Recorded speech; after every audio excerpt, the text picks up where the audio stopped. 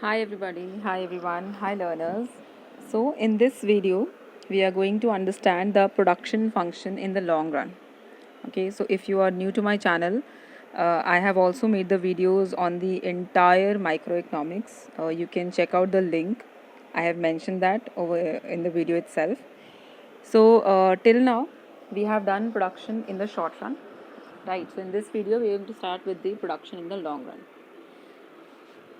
सो earlier मैंने पहले भी ये समझाया है दैट शॉर्ट रन और लॉन्ग रन में सिर्फ एक डिफरेंस होता है in economics we are talking only in context of economics short run में हम सारे के सारे इनपुट्स को चेंज नहीं कर सकते we can not change all the inputs in the short run so that means in short run some inputs are variable whereas some are fixed but long run एक ऐसा time period है where I can change all my inputs firm has sufficient time firm के पास बहुत time है कि वो land capital ऐसे इनपुट्स को भी चेंज कर सकती है so in long run we only have variable inputs right so that is why we are going to now study the production in the long run where all the inputs are variable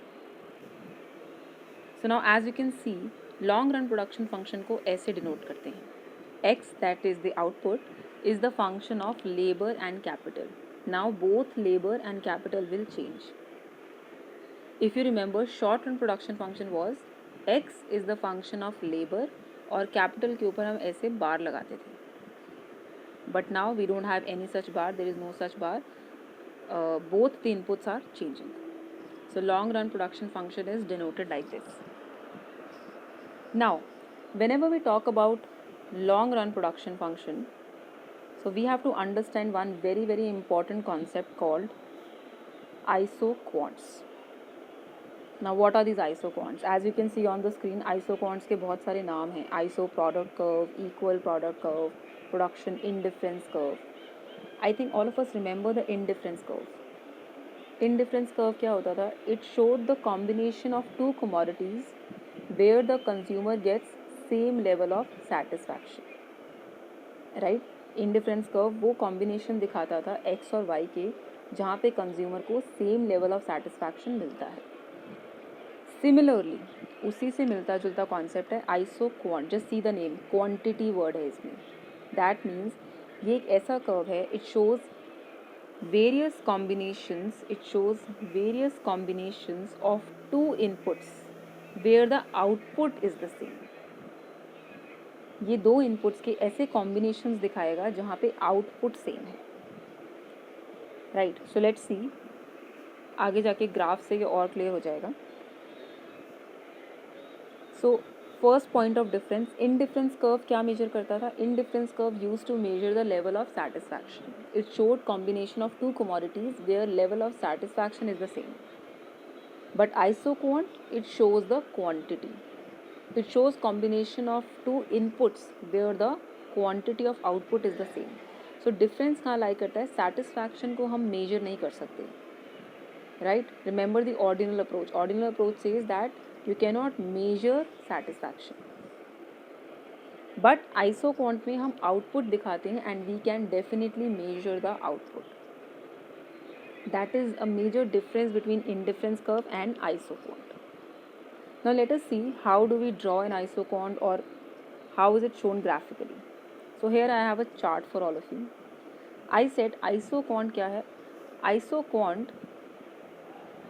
isoquant is basically a curve that shows combinations of two inputs where the output is the same right that is called an isoquant अब यहाँ पे मैंने combinations दिखाए हैं labor के और capital के what is this chart saying 1 unit of labor and 15 units of capital 1 unit of labor and 15 units of capital I will get 10 units of output now if there are 2 units of labor and 11 units of capital then also I will get 10 units of output right similarly 3 units of labor 8 units of capital I will again get 10 units of output so what is it telling it is showing various combinations labor और capital के अलग अलग combinations हैं जहाँ पे मुझे 10 units का output मिल जाएगा right so if I plot these figures on a graph, I will get my isoquant curve.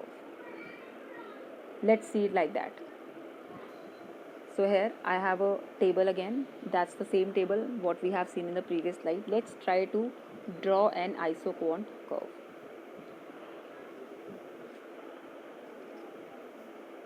So here are the axes. Now on x-axis we take one unit of input, on the other one we can take the another input. So normally x-axis पे हम labor लेते हैं और y-axis पे capital लेते हैं. Let's start plotting the figure. So 1 unit of labor and 15 units of capital. So these are the points that I have plotted. Just see this point shows 1 unit of labor, 1 unit of labor and 15 units of capital, right? Similarly, this point, it takes 2 units of labor and 11 units of capital. Similarly, this point, 3 units of labor and 8 units of capital. So here I have shown the various combinations, right? Now let us draw the curve. So if I join these points, we get the isoquant curve. Now this isoquant curve is showing 10 units of output.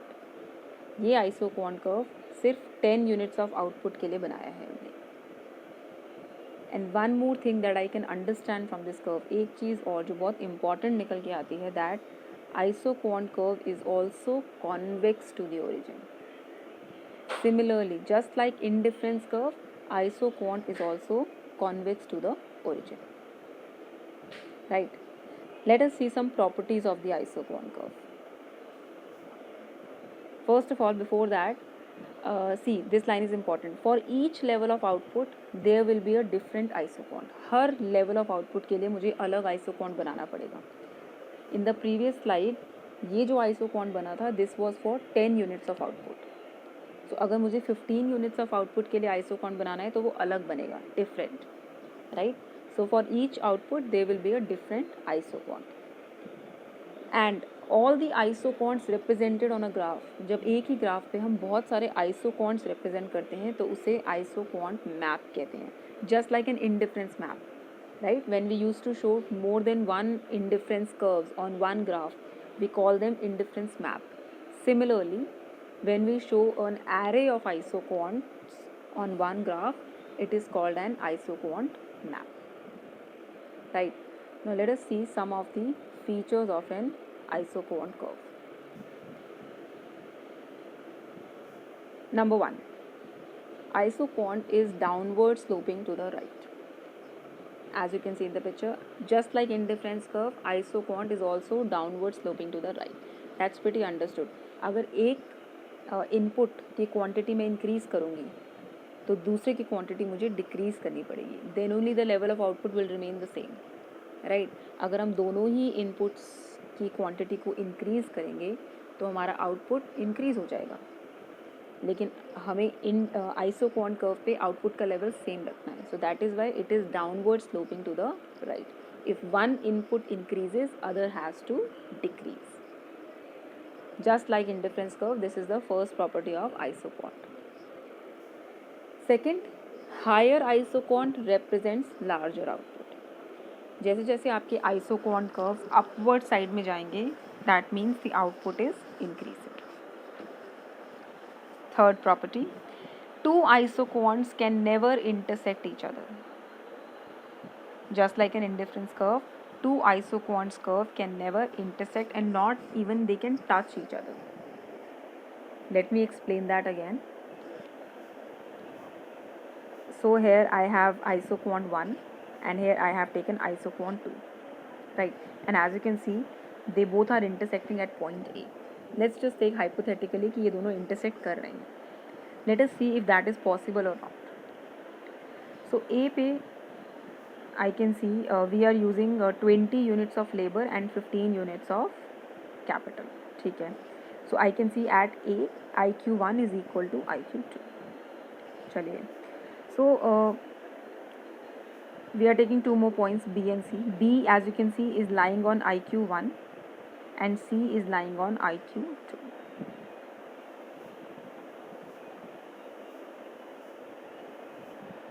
Right, so B, as you can see, is lying on IQ1 and C is lying on IQ2.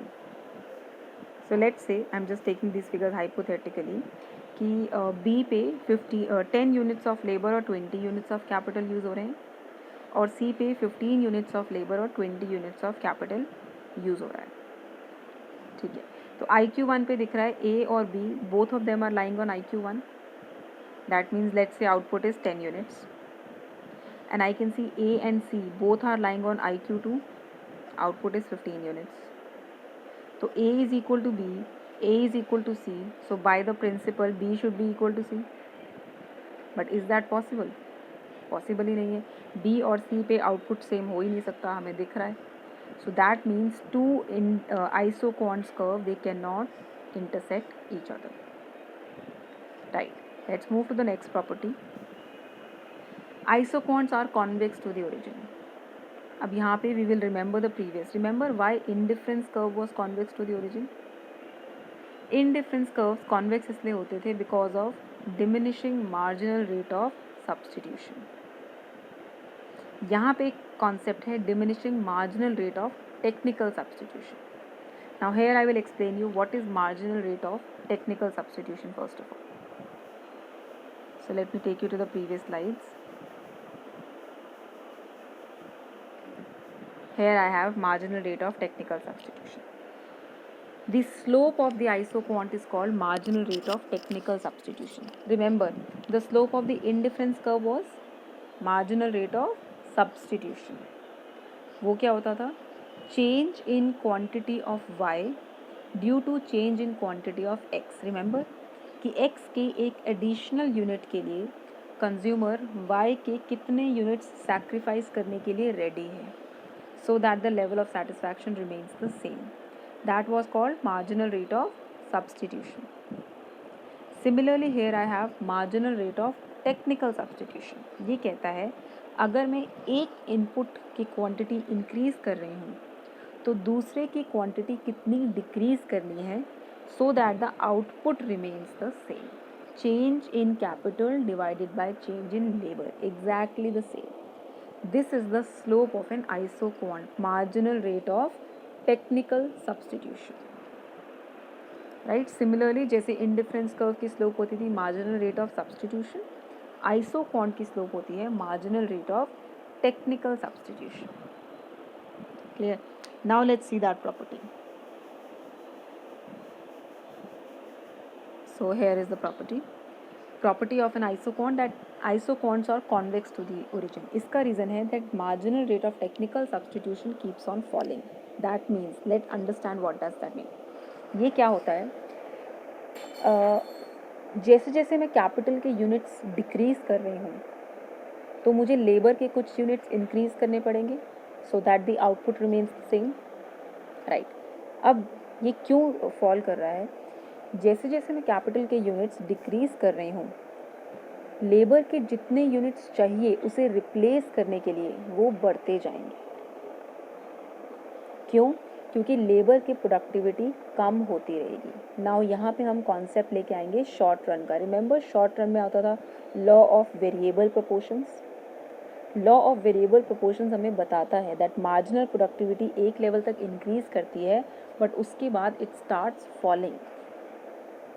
वही same concept है. क्योंकि labour की productivity fall करती रहेगी, so the number of units of labour that I require to replace capital वो बढ़ता चला जाएगा. राइट. इसीलिए marginal rate of technical substitution fall करता रहता है. That is the property of an isoquant, and that is the reason isoquants are also convex to the origin. ये मैं आप लोगों को एक बार ग्राफिकली भी शो करके दिखाती हूँ. So if I take this screen, let me draw a graph for you. ये है आपका ग्राफ और ये है आपका isoquant. Right. So this is the isoquant we have. Now what I am trying to say, let's say अभी मैं 5 units of capital और 2 यूनिट्स ऑफ लेबर यूज़ कर रही हूँ. राइट. अब मैंने कैपिटल का एक यूनिट कम किया. लेट्स से मैंने कैपिटल को अब 4 यूनिट्स यूज़ कर रही हूँ और मैंने लेबर का एक यूनिट इंक्रीज़ कर दिया. कॉन्वेक्स शेप की तरह हम बात कर रहे हैं, राइट।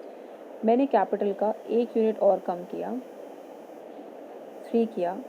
तो अब जब मैंने कैपिटल का 1 यूनिट कम किया तो मुझे इस 1 यूनिट को रिप्लेस करने के लिए अब 2 यूनिट्स ऑफ लेबर चाहिए। रिमेंबर इनिशियली जब हम 5 से 4 पे मूव किए तो 1 यूनिट ऑफ कैपिटल को रिप्लेस करने के लिए 1 यूनिट ऑफ लेबर काफ़ी थी। But now because marginal productivity fall करती रहती है, सो नाउ अगर मुझे कैपिटल का 1 यूनिट और कम करना है तो मुझे ज़्यादा लेबर चाहिए, बिकॉज लेबर की प्रोडक्टिविटी फॉल करती है। That is the reason this is called diminishing marginal rate of technical substitution. और ये एक रीज़न है that this is the reason that isoquant is convex to the origin, right. I hope it's clear to everybody. So these are the properties of an indifference curve, right? So in the next video I am going to explain you people a very important concept which is called economic region of productions. इसे हम next video में करेंगे. Thank you so much and keep studying.